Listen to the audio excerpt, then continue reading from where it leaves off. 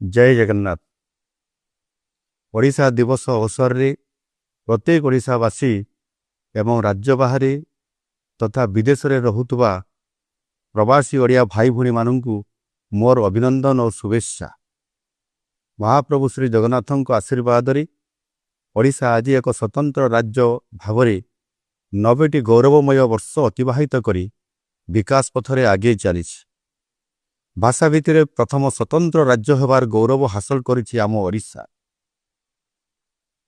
एभली उपलब्धि हासिल पई आमर बरपुत्र माने अनेक संघर्ष करथिले।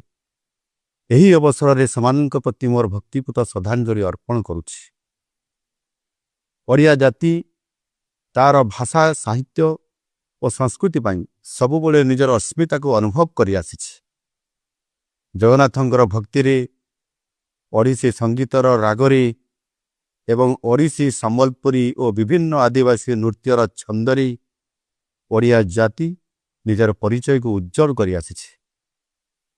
ओडिया पुओ झियो माने विश्वर जो कूଳରେ रहिले भी माटी माँ र संपर्क को भूली नहांती।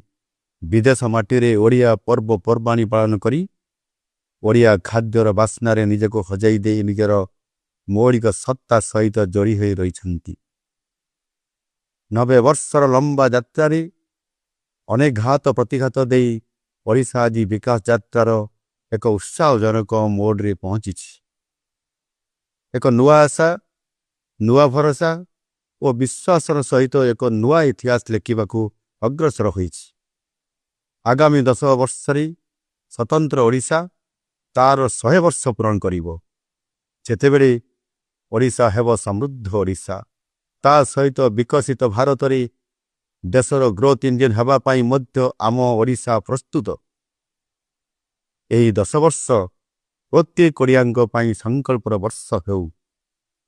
आसंतु आमे समस्ते प्रत्येक ओडिया जोंठी रहिले भी समृद्ध ओडिशा गठनर लक्ष्य पूरण पाई प्रतिबद्ध होई काम करि चलिबा। वंदे उत्कल जननी।